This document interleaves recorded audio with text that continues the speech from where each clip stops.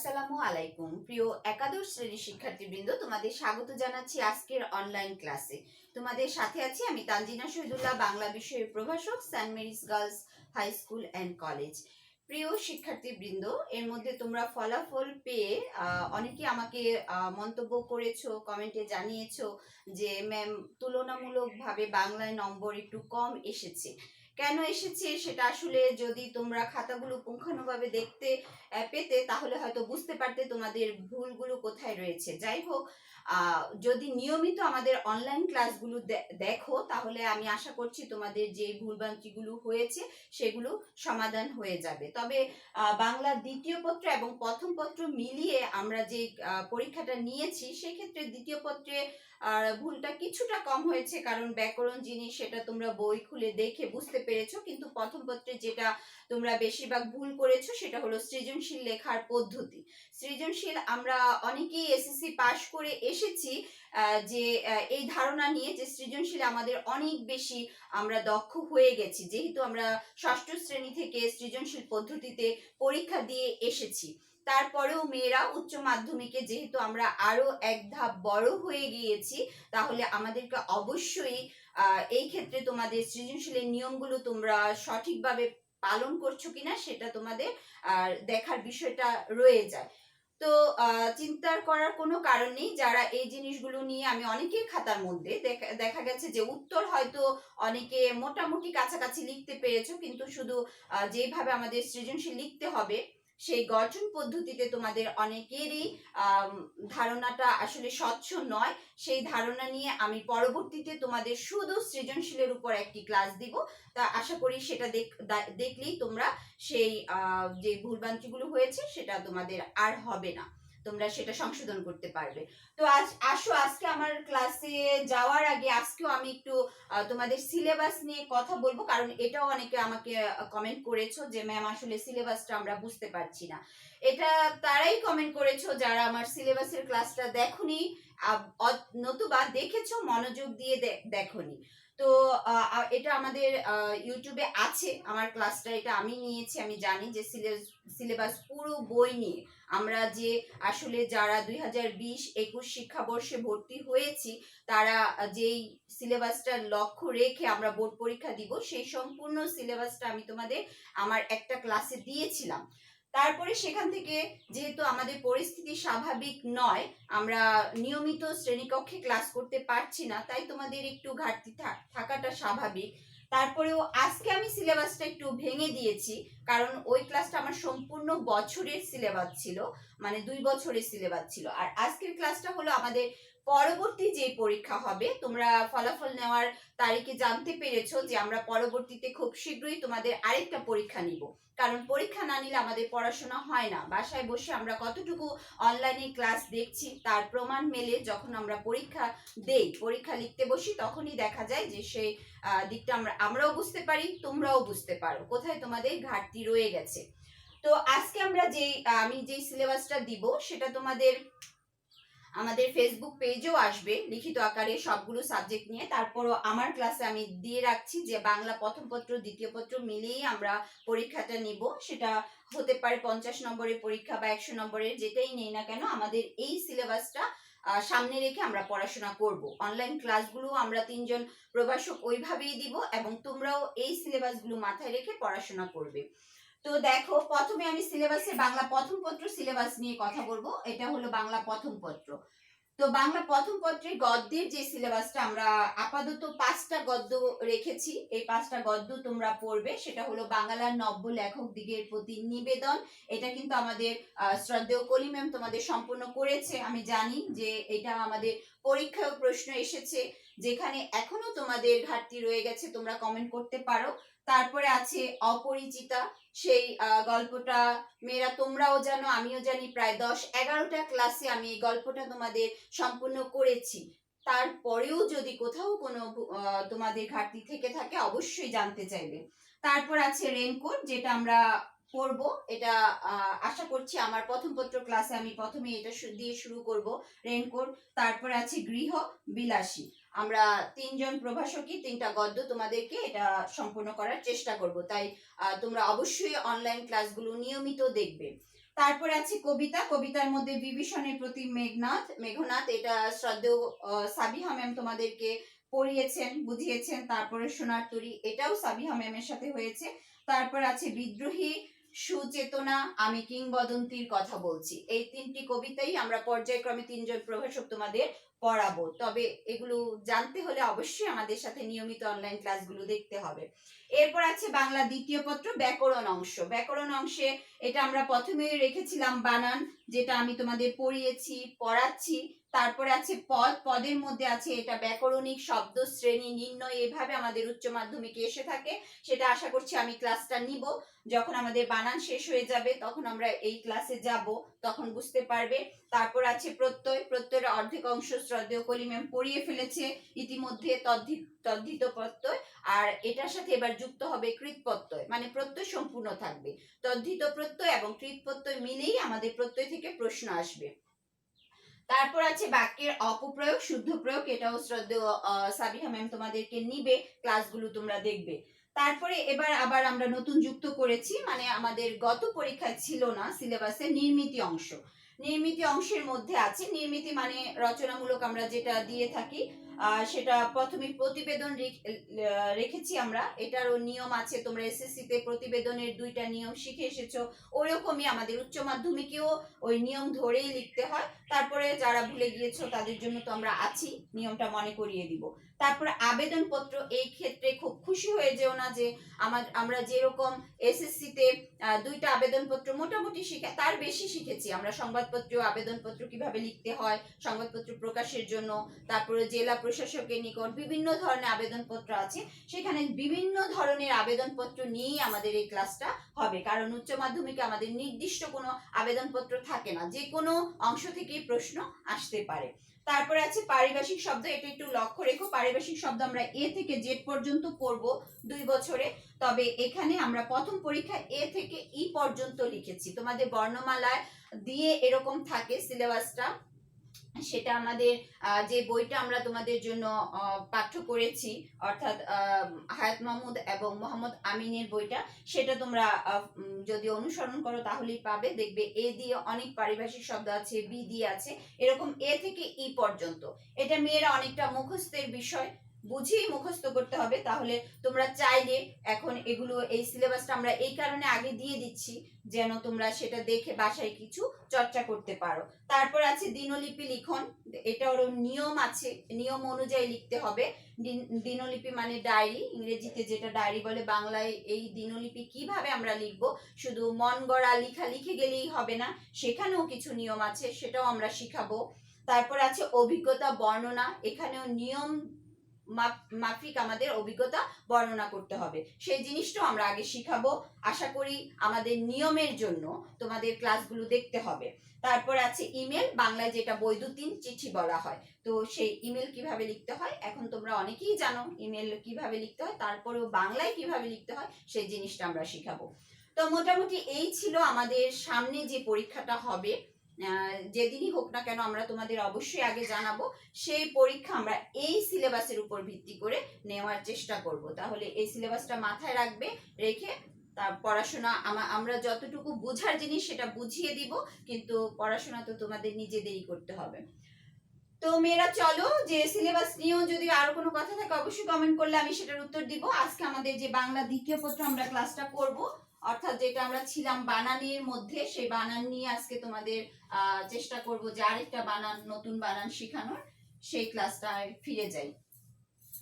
এর আগে আমি বানানের যে 2টা বা 3টা ক্লাস করেছি। প্রথমটা ছিল তোমার যে প্রমিত বাংলা বানানের নিয়ম, অর্থাৎ বাংলা বানানের যে কোনো 5টি নিয়ম লিখে দিলেই হবে।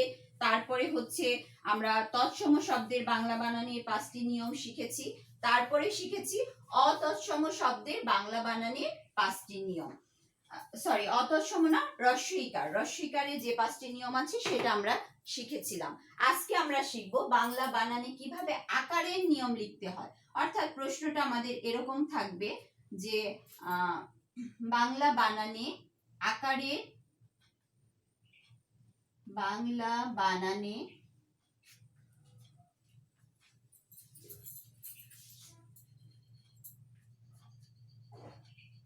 আকারের 5টি নিয়ম উদাহরণ সহ লিখো। আকার, আকার সেটা আমরা জানি, আকারটা কিভাবে লিখতে হয়, এরকম থাকে আকার। আকারের 5টি নিয়ম উদাহরণ সহ লিখো। উদাহরণ সহ লিখো।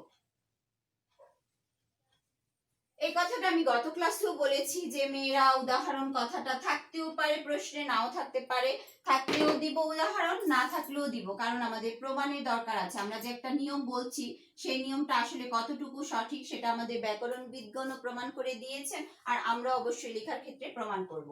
তো বাংলা বানানে আকারের নিয়মগুলো কিভাবে লিখতে হবে? প্রথমে অ বা আকারের পর অ বা আকারের পর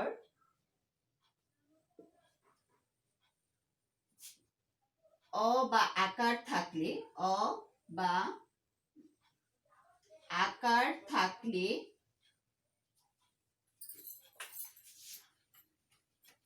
অ বা আকার থাকলে শুদ্ধ বানান হবে আকার। শুদ্ধ বানান হবে আকার। এই কথার ভাষা আমরা চাইলে পরিবর্তন করে দিতে পারি, যে তোমরা চাইলে কথার অর্থটা ঠিক রেখে তোমাদের মতো করে তোমরা ভাষাটা সাজাতে পারো। অ বা আকারের পর অ বা আকার থাকলে শুদ্ধ বানান হবে সবসময় আকার। আকার দিয়ে লিখতে হবে।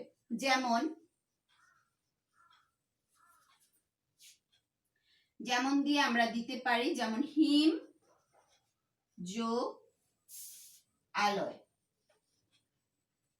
হিম যোগ আলয়, এটা হবে হিমালয়। হিমালয়। এখন দেখো মেয়েরা যে এটা কিভাবে হলো। আমি বলেছি অ বা আকারের পর এই যে প্রথম বর্ণে আছে হিম, মানে এখানে অ আছে, অ বর্ণটা আছে। আচ্ছা, তারপরে আছে আলয়, এখানে আ আছে, আকারটা আছে, আ বর্ণটা আছে। তাহলে এই অ এবং আকার থাকলে উভয়ের ক্ষেত্রে যখন এই দুইটা বর্ণ থাকবে তখন শুদ্ধ হবে আকার। এই যে হিমালয়, এখানে কিন্তু এই আকারটা ব্যবহৃত হয়েছে, হিমলয় হয়নি, অ হয়নি, এটা আকার ব্যবহৃত হয়েছে। এভাবে আমাদের প্রথম নিয়মটা গেল যে অ বা আকারের পর সবসময় অ বা আকার থাকলে শুদ্ধ লিখতে হবে আকার।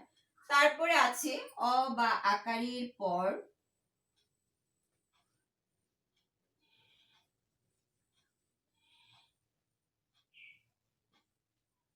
অ বা আকারের পর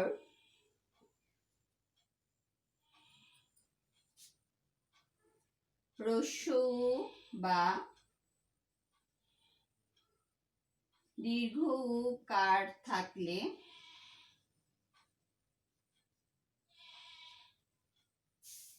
হ্রস্ব বা দীর্ঘকার থাকলে শুদ্ধ বানান হবে। এখানে অ বা আকারের পর যদি হ্রস্বকার বা দীর্ঘকার থাকে তাহলে শুদ্ধ বানান হবে ওকার। ওকার মানে উভয় মিলে, যদি অ বা আকারের পর হ্রস্ব বা দীর্ঘকার থাকে তাহলে উভয় মিলে হবে ওকার বা শুদ্ধ বানান হবে ওকার। এটা তোমরা যেভাবে হোক লিখতে পারো। যেমন এখানে আমাদের উদাহরণটা দেওয়া যায়, যে যেমন দিয়ে আমরা দিতে পারি, যেমন মহা যোগ উত্তম, এই দুইটা মিলে হয়ে গেল মহত্তম। মহা যোগ উত্তম, এই দুইটা মিলে আমাদের শুদ্ধ বানান হবে মহত্তম। এটা কিভাবে হলো মেয়েরা? দেখো যে অ বা আকারের পর এই যে আকার আছে, আকারের পর হ্রস্ব বা দীর্ঘ যেটাই হতে পারে, দুইটাই, মাঝে মাঝে হ্রস্ব থাকতে পারে, মাঝে মাঝে দীর্ঘ থাকতে পারে, ওই দুইটা থাকলে দুইটা মিলে হয়ে যাবে সবসময় ওকার। এই যে হয়ের সাথে সেই ওকারটা ব্যবহৃত হয়েছে। তাহলে আমাদের দ্বিতীয় নিয়মটা গেল এটা। তারপরে তৃতীয় নিয়মটা হবে আমাদের অ বা আকারের পর অ বা আকারের পর হ্রস্বই বা দীর্ঘ ইকার থাকলে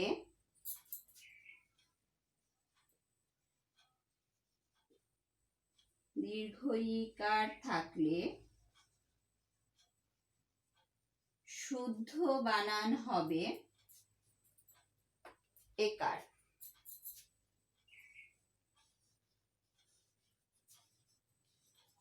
শুদ্ধ বানান হবে একার। যেমন দিয়ে আমরা লিখতে পারি নর যোগ ইন্দ্র,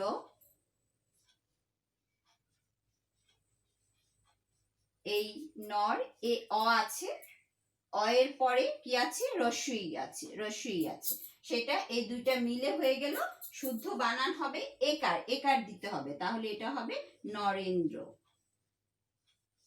এরকম মেয়েরা যে আমাদের অ বা আকার, যেহেতু আমরা আকারের নিয়ম পড়ছি, প্রতিটা ক্ষেত্রেই অ বা আকার থাকবে, আকারের ব্যাপারটা থাকবে।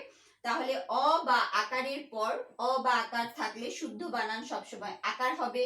অ এবং আ থাকলে দুইটা মিলে হয়ে যাবে সবসময় আকার। তারপরে অ বা আকারের পর রস্যু বা দীর্ঘকার থাকলে উভয় মিলে ওকার হয়ে যাবে। সেখানেও যে দেখিয়েছি আমরা মহাযুগোত্তম, মহোত্তম, ওকার হয়েছে। অ বা আকারের পর রস্যি বা দীর্ঘ ইকার থাকলে উভয়ে মিলে হয়ে যাবে একার। তাহলে আমাদের বাকি রইল নিয়ম 3টা হয়ে গেছে, আর 2টা নিয়ম আমাদের আছে। এরকম করে আমরা চাইলে তুমি কথাগুলো আর একটু ঘুরিয়ে বা উদাহরণ অন্যটাও দিতে পারো। তবে আকারের নিয়মের ক্ষেত্রে বেশিরভাগ যেটা আমরা অনুসরণ করে থাকি সেটা হলো সন্ধির নিয়ম। আমরা যেটা ছোটকাল থেকে পড়ে এসেছি সন্ধিতে আমরা যেভাবে সন্ধি বিচ্ছেদের নিয়মগুলো করে থাকি, আকারের বেশিরভাগ নিয়মই ওরকম থাকে। তারপরে আমরা যাব 4 নাম্বার নিয়ম। অ বা আকারের পর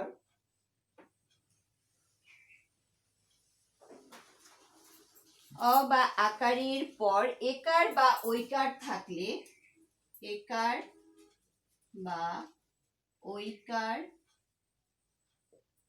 থাকলে, ঐকার থাকলে উভয়ে মিলে হবে ঐকার। উভয় মিলে হবে ঐকার। ঐকার, তবে এই ঐকার সবসময় পূর্ব বর্ণে যুক্ত হবে। ঐকার সর্বত্র বা সবসময় যেভাবেই লিখি পূর্ব বর্ণে যুক্ত হবে।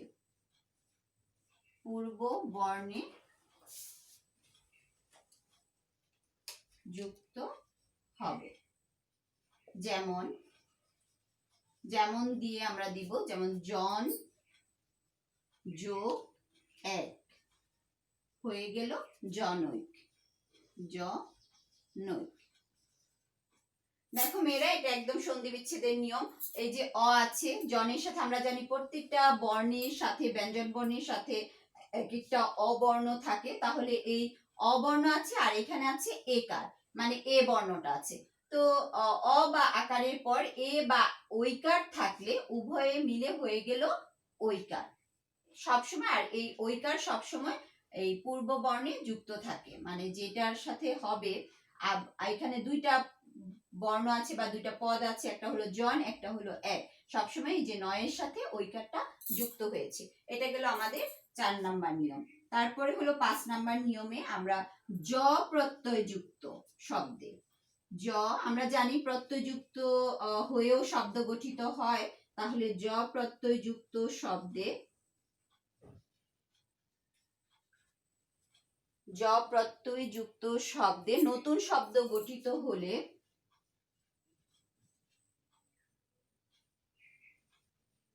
জ প্রত্যয় যুক্ত শব্দ দিয়ে বা জ প্রত্যয় যুক্ত হয়ে নতুন শব্দ গঠিত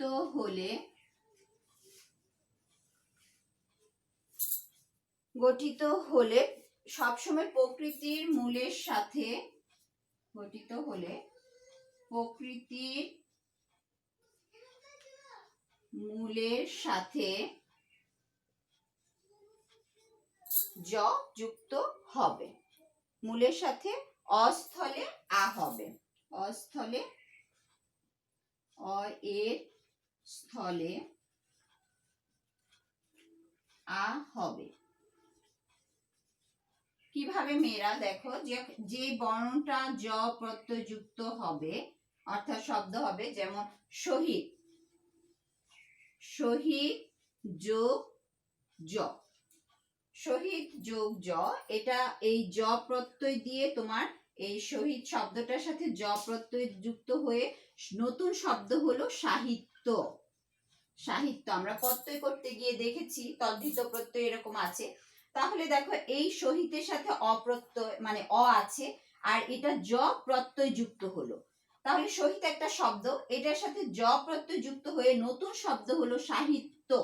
তো সাহিত্য যখন হবে তখন দেখো এই যে শহীদ এখানে অ এর স্থলে আ হয়ে গেছে, একটা আকার বসেছে, সাহিত্য হয়েছে। তাহলে এটাই হলো আমাদের 5 নাম্বার নিয়ম, যে যখন অন্তস্থ জ প্রত্যয় দিয়ে আমাদের নতুন একটা শব্দ গঠিত হবে তখন সেই শব্দটা অ এর স্থলে আ হবে, আর এই জটা জফলা রূপে ব্যবহৃত হবে।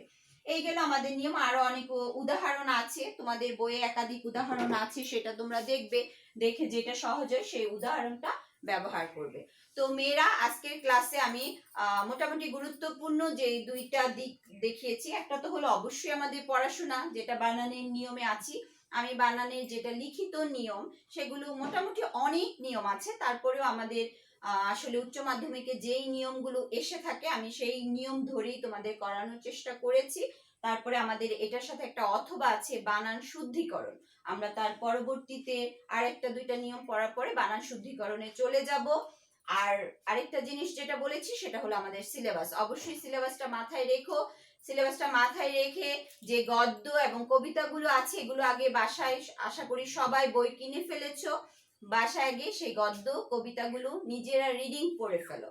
যেখানে সমস্যাগুলো থাকবে আমরা তো অবশ্যই ক্লাস নিব, সেই ক্লাস দেখে তোমরা সমস্যার সমাধান করতে পারবে। তো ভালো থেকো সবাই, সুস্থ থেকো, সেই আশা ব্যক্ত করে আজকের ক্লাসটি এখানেই শেষ করছি। ধন্যবাদ সবাইকে।